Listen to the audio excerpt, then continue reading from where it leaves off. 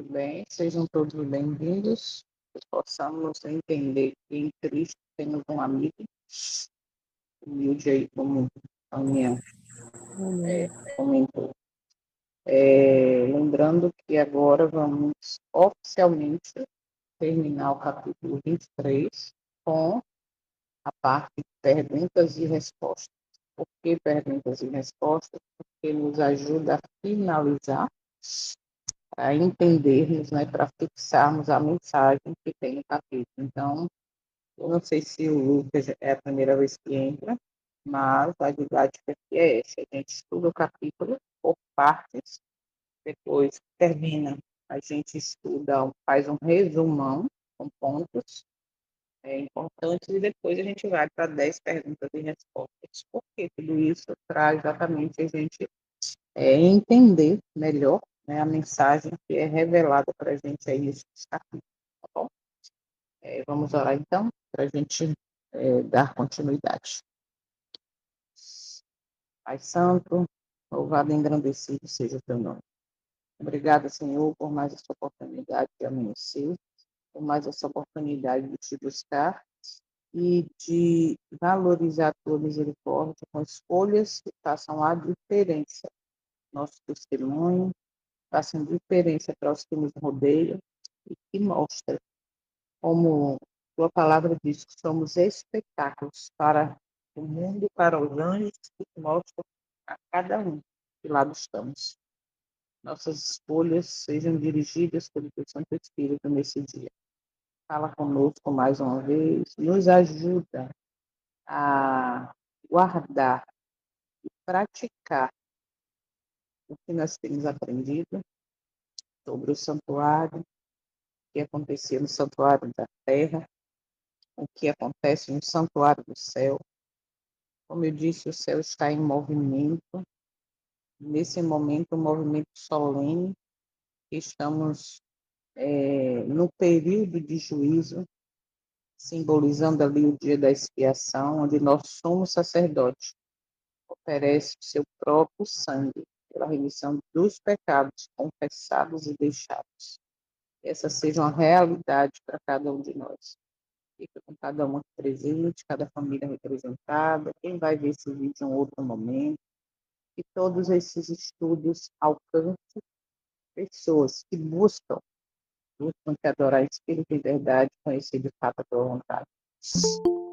Toma aqui, mais uma vez, também apresentando os enfermos, as famílias entradas. Cuida de nós nesse dia, Pai, por favor, dirige todas as coisas. Toma nossos familiares, amigos, parentes, colegas de trabalho, vizinhos, pessoas pelas quais estamos orando, que também sejam visitadas, preenchidas pelo teu Santo Espírito, e unidos por Ele, possamos juntos continuar no caminho da fidelidade, continuar no caminho que nos leva à eternidade, que nos prepara. Obrigada por tudo. Com perdão de todos os nossos pecados, que pedimos e agradecemos, em nome do teu Filho, nosso Salvador, nosso sumo sacerdote. Amém. Então, vamos lá. Hoje é dia de escolher seguir o Cordeiro, com reverência, fé viva e obediência, enquanto há intercessão. Por quê? Porque sabemos que haverá um momento em que essa intercessão vai ter. Então, a primeira pergunta referente a este capítulo 23, que fala sobre o santuário, é: por que o santuário terrestre foi construído segundo um modelo específico? Por quê? Porque ele era cópia do santuário celestial. Isso é interessante não esquecermos que quando o santuário foi construído, foi um modelo. Se era modelo, exatamente, então existe um original, né? Então, ele foi cópia, modelo do santuário celeste, e era para quê? Por que que foi construído após o povo atravessar o Mar Vermelho? Porque era destinado a ensinar verdades reais sobre o plano da salvação. Isso não podemos esquecer.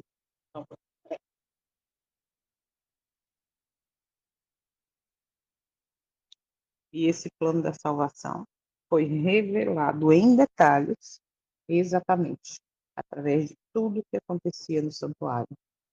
Já sabemos que todos os itens, não só os móveis, né, como o altar do incenso, pia, a mesa de pães, tudo ali sim, tinha uma simbologia, faz parte do plano da salvação, como também os itens escolhidos, o tecido, a madeira, o que significava a porta ou pátio.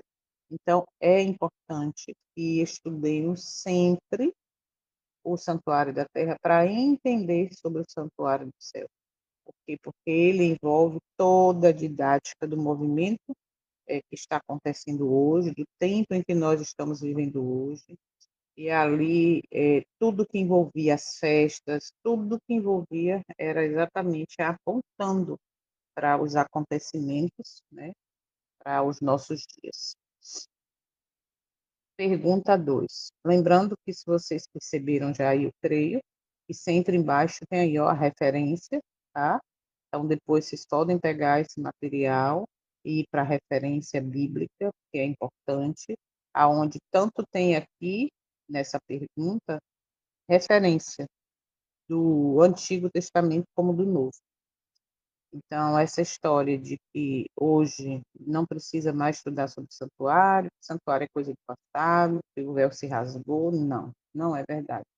É exatamente, se eu faço isso, eu estou escondendo ou negando que o céu está em movimento, em atividade, e que estamos no solene tempo de juízo. Pergunta 2. O que o ministério diário do sacerdote representava? Ele representava a intercessão contínua de Cristo, apresentando seu sangue e sua justiça em favor dos pecadores arrependidos. Não esqueça disso. Por isso que hoje é importante seguirmos o Cordeiro, entender o que está acontecendo, conhecer a dinâmica da Terra para entender o momento que hoje está acontecendo no céu. Hoje no céu, Cristo é o nosso representante, é o nosso sumo sacerdote que intercede por cada um de nós, tá? Então, isso aí é importante. E é interessante também lembrar que, olha só, apresentando o seu sangue, tá? E sua justiça em favor dos pecadores arrependidos. Lembre disso, o pecado deve ser confessado e deixado para que alcancemos a misericórdia. Ok? Pergunta 3. Por que o sangue era levado para dentro do santuário?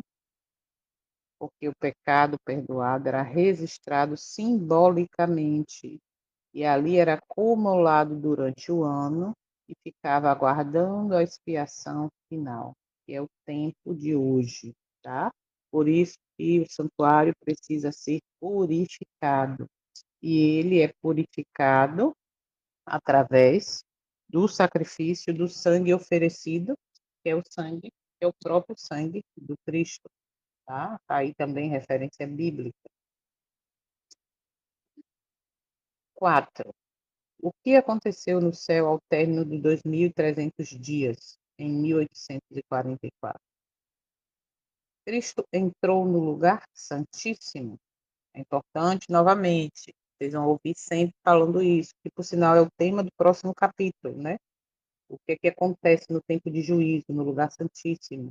Então, em 1844, no final das 2.300 tardes e manhãs, ele entrou neste lugar, no lugar santo dos santos, ou no lugar santíssimo, para iniciar a obra final de expiação. Por que obra final? Porque quando você conhece o Santuário da Terra, você entende que tinha um início, um meio e o fim. E simbolicamente, o fim daquele período, daquele ano que era acumulado os pecados, é exatamente o dia da expiação. E o dia da expiação, também chamado como Yom Kippur, ou dia do juízo, E é exatamente o período que nós estamos vivendo desde 1844. Por isso, entender dentro como é que eu digo, dentro desse movimento do santuário é muito importante. E não esqueçamos a primeira mensagem angélica, a segunda e a terceira. E a primeira fala exatamente o quê? Temer a Deus e dar-lhe glória, porque é chegada a hora do seu juízo. Uma mensagem tão importante, necessária e hoje esquecida, infelizmente, tá?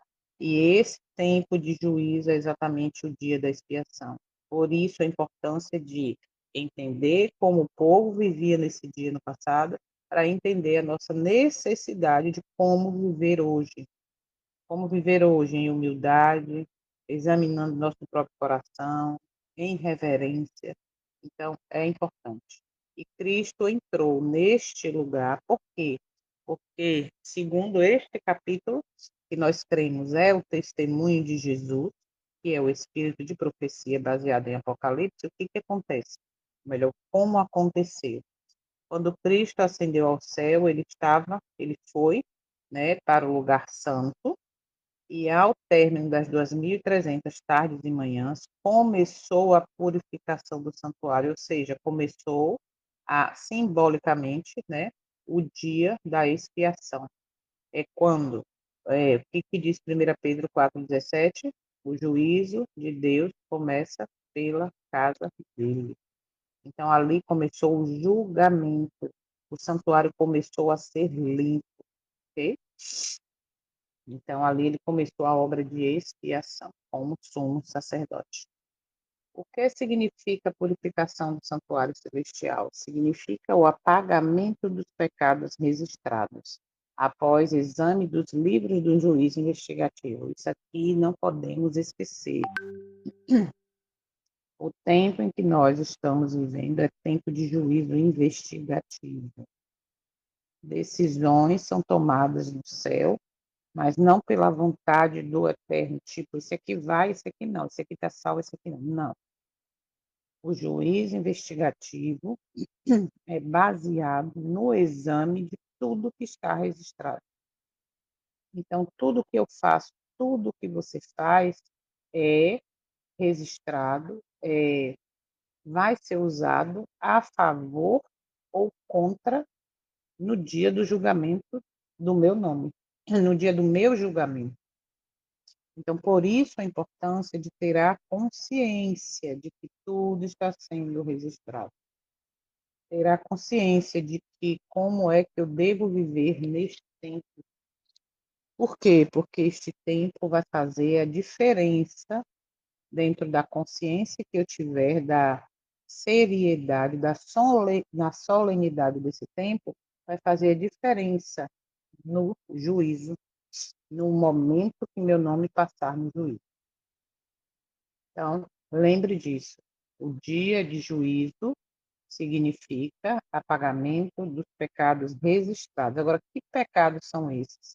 Começando pelos pecados confessados e abandonados. Tá? Os pecados confessados são levados ao céu e Cristo, nosso sumo sacerdote, faz ali agora a função de Arão, ou Arão fazia dele, melhor dizendo, né? Aonde pega o sangue agora e apresenta lá na arca, no propiciatório, e depois pega esse sangue agora e tira do santuário, simbolizando todos os pecados ali confessados, e bota a mão na cabeça do bode Azazel, e esse bode vai para o deserto, como nós já vimos em detalhe profundo o porquê de tudo isso. Mas não podemos esquecer, tá? O que significa que o santuário será purificado? Significa pagamento dos pecados. Muito bem. Lembre sempre aí embaixo, tem a referência, mas por conta do tempo a gente não vai poder abrir de um em um, mas você pode fazer isso depois para confirmar. E por que a purificação do santuário envolve julgamento? Porque é necessário determinar quem permaneceu em arrependimento e em fé em Cristo. Vou repetir a pergunta e a resposta. porque a purificação do santuário envolve julgamento, porque é necessário determinar quem permaneceu em arrependimento e em fé em Cristo. Então, observe, se eu não entendo o tempo de juízo, ou pior, ou vamos dizer assim, mais profundamente, eu até entendo, eu até conheço a primeira, segunda e terceira mensagem angélica, eu até já ouvi falar do santuário, tá?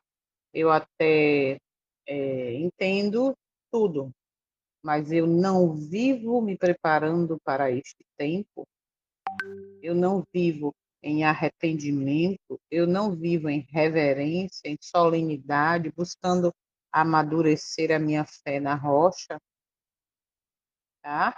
Eu esquecendo que é tempo de juízo, que começa pela casa de Deus, não sabendo ou sabendo, mas não dando importância ao significado do que está acontecendo no santuário do céu, eu estou correndo um grande risco. Por quê?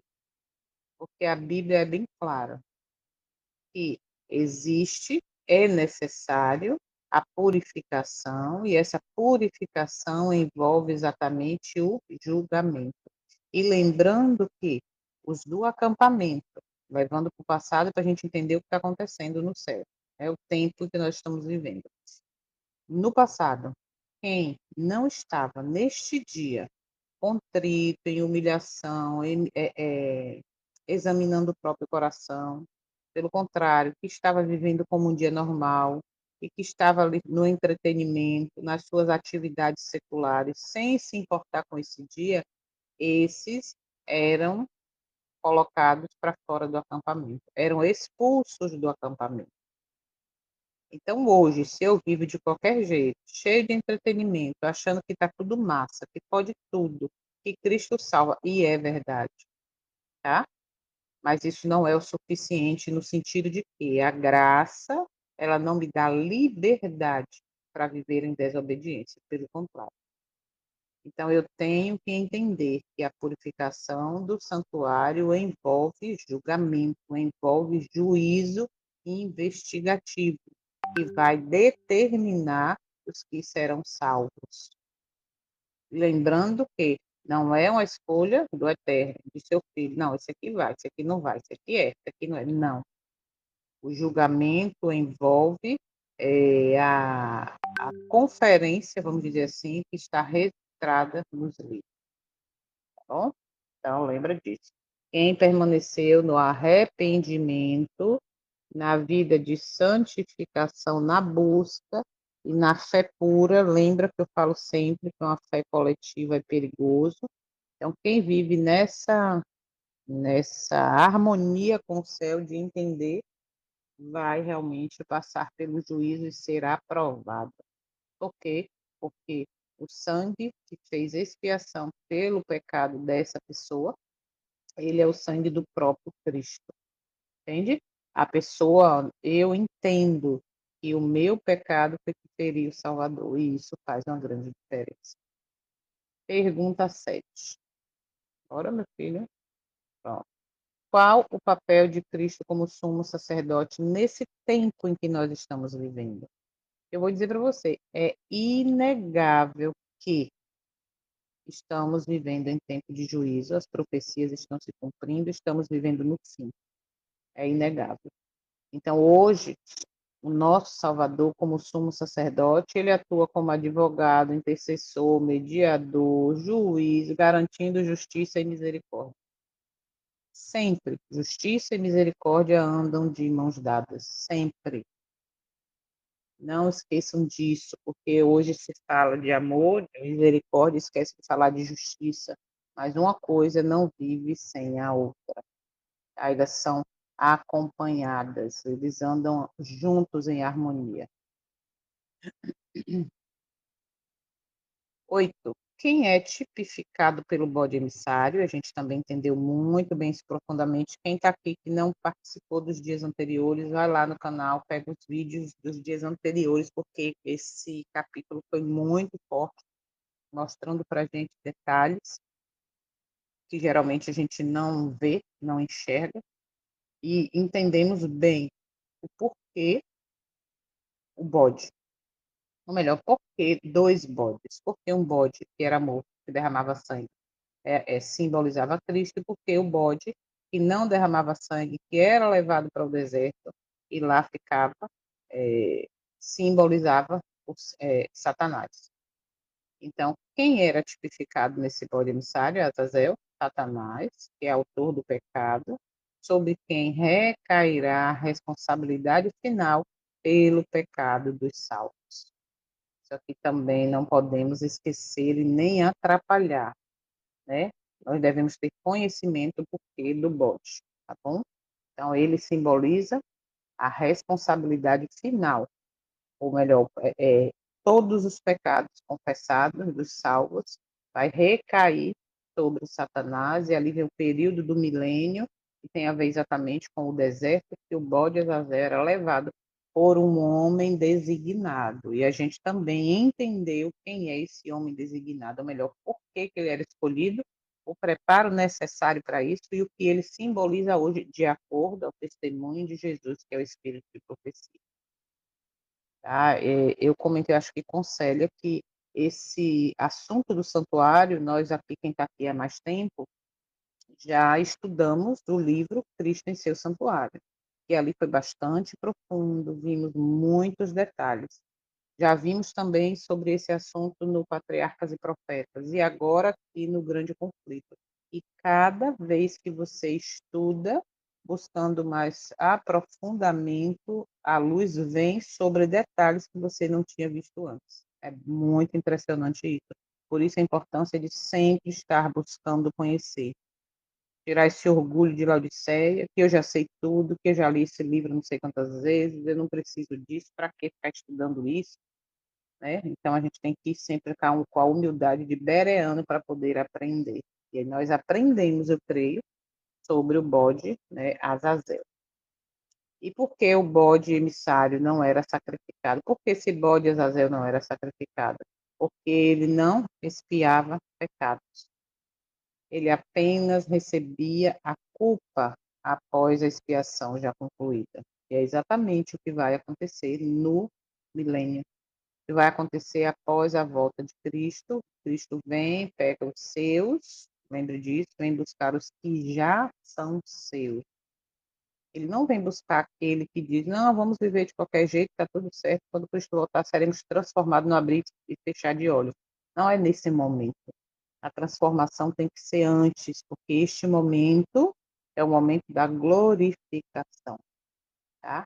E aí, quando a gente vê que o bode emissário não era sacrificado, não derramava sangue, por quê? Porque Satanás não espia pecado de ninguém. Ele vai receber a culpa, tá? Depois que essa expiação for concluída, depois que o santuário será purificado, depois que os pecados forem colocados sobre ele, porque ele é o autor, e aí automaticamente isso vai acontecer. E aí a gente já sabe que o bode emissário, o Azazel, não derramava sangue, ok? Última pergunta. O que esse capítulo ensina sobre o tempo em que vivemos? Ensina que vivemos no tempo solene da expiação final, antes da volta de Cristo, quando decisões eternas estão sendo seladas. Não esqueçam disso. Vivemos em tempo solene de expiação final. Por isso, é importante estarmos vivendo em harmonia com o tempo, com o dia de expiação do santuário da terra. Por isso, é importante ter consciência do que significa tempo de juízo. Não é viver de qualquer jeito, não é viver sem solenidade, pelo contrário. Não esqueçam, isso aqui é muito importante, porque hoje é esquecido. Eu quero ler, antes de ir para os últimos slides, que diz assim, ó, o parágrafo, o último parágrafo desse capítulo 38, só para reforçar,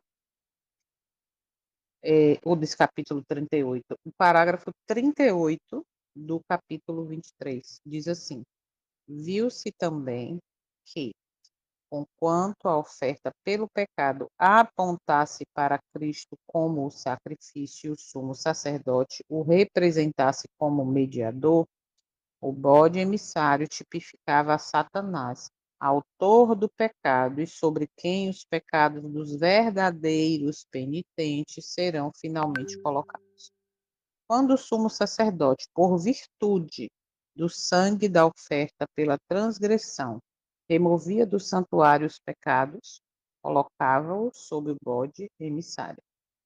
Quando Cristo, por virtude e mérito de seu próprio sangue, remover os pecados de seu povo do santuário celestial no encerramento do seu ministério, ele os colocará sobre Satanás, que, na execução do juízo, deverá arrostar a pena final. O bode emissário será enviado para uma terra desabitada, para nunca mais voltar à congregação de Israel. E aí finaliza dizendo: assim será Satanás para sempre banido da presença de Deus e do seu povo, e eliminado da existência na destruição final do pecado e dos pecadores. Entende? Quando fala do pecado e dos pecadores, é dos pecadores que não se arrependeram, que não colocaram seus pecados no santuário do céu através do seu arrependimento, de entender o que significa exatamente isso. Então, se você quer agora sobre essa luz que nós estudamos, releia o capítulo, faça isso buscando em oração, em humildade e contrição e reverência, viver de acordo à vontade do Eterno e o preparo para verdadeiramente viver esse dia de expiação. E é tão necessário entendermos isso. Isso faz uma grande diferença. Então, a mensagem final do capítulo, eita, errei aqui, não é 22, é 23, o santuário celestial está em atividade, o nosso sumo sacerdote, o Cristo Salvador, intercede agora por nós. Não podemos esquecer que o juízo está em andamento, tá? E o Cordeiro ainda chama seu povo. E o seu povo é a sua igreja. Quando fala seu povo, sua igreja não é instituição, não é denominação, é um povo. Ele não vem buscar CNPJ, ele vem buscar pessoas fiéis, que se arrependeram e vivem de acordo com a sua vontade. Então, o Cordeiro ainda chama, que ainda, por que eu botei aí uma, uma, um fundo cinza no ainda? Porque ainda a porta está aberta. Mas diante os acontecimentos, diante de seguir o Cordeiro onde quer que ele vá, nós sabemos que muito em breve essa porta estará fechada. E aí vai se cumprir Apocalipse 22, verso 11. Quem é justo vai continuar justo, e quem é ímpio vai continuar ímpio. E como também eu sempre digo, chegará um tempo em que não haverá mais tempo. Então a hora é hoje, é agora, de entender o que está acontecendo e como eu devo viver. Eu não posso ficar neutro, eu não posso ficar nesta narrativa, aceitar essa narrativa dos dias de hoje. Qual é ela? De que uma vez salvo, salvo para sempre. Por quê? Porque hoje, em todos os meios evangélicos, quando eu falo todos, todos, existe essa ideia, mesmo que não é pregado, mas é passado indiretamente quando você tem os olhos abertos, quando Babilônia cai para você.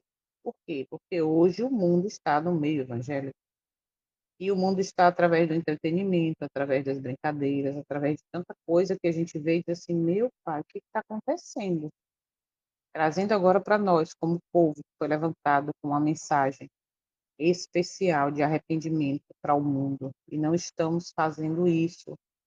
Gente, é muito triste ver nas redes sociais hoje as pessoas brincando com princípios, líderes de de desbravador, líderes de escola sabatina, líder de não sei o quê, está lá bem claro o que faz, brincando com princípios de saúde, brincando com, com o tempo em que nós estamos vivendo, sabe? Está muito claro, as pessoas não têm mais limites, ao invés de aproveitar a oportunidade para passar a importância dos princípios, levam tudo em tom de brincadeira. Isso é muito triste, por quê? Porque a reverência deixa de existir. A necessidade de um arrependimento, de uma contrição, de uma vida em santificação, sem a qual ninguém verá Deus, Hebreus 12, 14, não existe mais.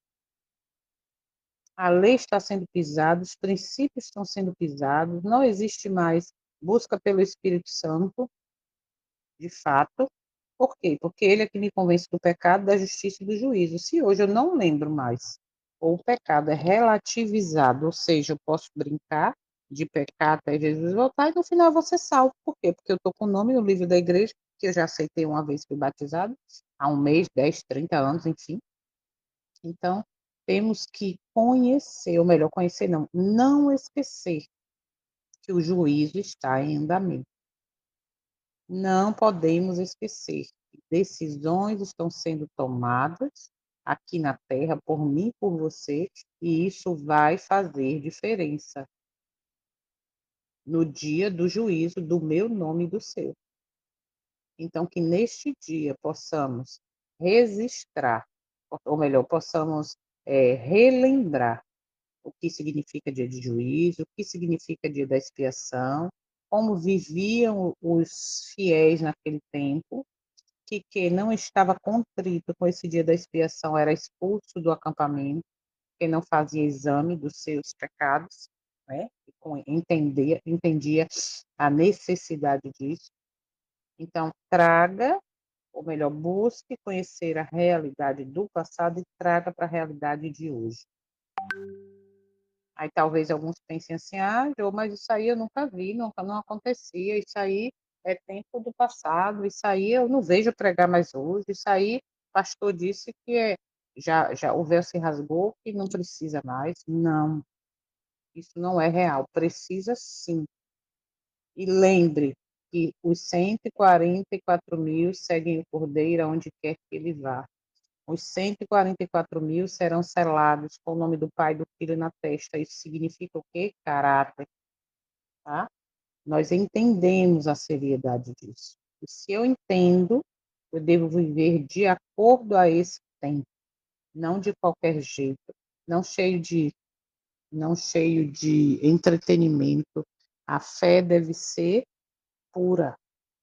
A fé deve estar firmada no meu Salvador, no sumo sacerdote que hoje apresenta o seu sangue, né, pela expiação do meu pecado confessado, do meu pecado deixado.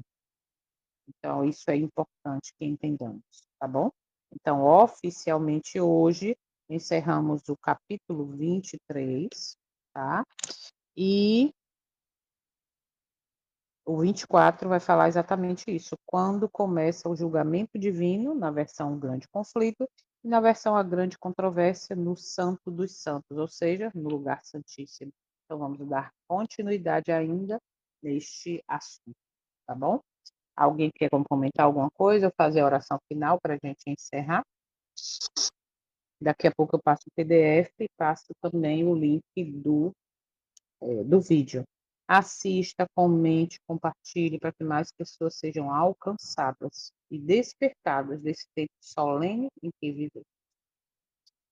Muito bem, já que ninguém levantou a mão para comentar e nem orar, vamos orar então para encerrarmos e possamos, nesse segundo dia da semana, permanecer como Enoque, buscando viver em dependência. O Espírito de Profecia fala que Enoque falava com o Eterno para tudo, tudo ele perguntava, Senhor, isso vai te agradar? Senhor, o Senhor quer que eu faça isso? Senhor, eu posso fazer isso? E vivamos esse dia como um verdadeiro Enoque, como o dia da expiação, lembrando que tudo está sendo anotado. Oremos então. Pai Santo, obrigada. Obrigada porque o teu amor e a tua misericórdia revelada através desses momentos, desses estudos, desse conteúdo. Nós enxergamos neste capítulo coisas que nós não tínhamos visto anteriormente, a importância do exame do nosso próprio coração, a importância de buscar o preparo para viver em contrição com a tua vontade, a importância de buscarmos a reverência, a verdadeira obediência, mas através do teu Santo Espírito, que nos convence do pecado, da justiça e do juízo. E hoje, Pai, vivemos esquecendo o preço do pecado, esquecendo que nossa justiça custou um alto preço, preço de sangue. É porque verdadeiramente ainda não temos a busca pelo Espírito Santo como deveria. E ele, uma das funções é nos guiar a toda a verdade, nos convencer do pecado, da justiça e do juízo. Se vivemos, Pai Santo, esquecendo desse tempo de juízo, esquecendo o que deve ser feito nesse período para não sermos expulsos do acampamento que simboliza a nova terra, simboliza a cidade santa, nós realmente precisamos buscar mais. Por isso, nesse momento, damos liberdade para que teu Santo Espírito nos preencha, nos convencendo, nos transformando e principalmente nos fazendo testemunhas da tua vontade e do teu poder. Obrigada por tudo que se cumpra em nós, como se cumpriu com os discípulos. Quando Jesus subiu ao céu, ele disse: fiquem aqui, aguardem, até descer sobre vós o Espírito Santo e sereis as minhas testemunhas. E por isso possa ser uma realidade na vida de cada um de nós. Toma cada um aqui presente mais uma vez. Que faça a tua vontade. Possamos viver testemunhando para a honra e glória do teu nome. Pedimos mais uma vez perdão pelos nossos pecados. E essas bênçãos já te agradecemos em nome do teu Filho, nosso Salvador, advogado, mediador e sumo sacerdote, que muito em breve trocará suas vestes para vir à terra como Rei dos Reis e Senhor dos Senhores. Sejamos preparados, que sejamos aqueles que, aquela multidão, ou melhor, aquele povo que vai dizer: este é o Deus a quem aguardávamos, nele nos exaltaremos, nos exultaremos e nos alegraremos. Em nome dele, nosso Salvador, te pedimos e agradecemos. Amém.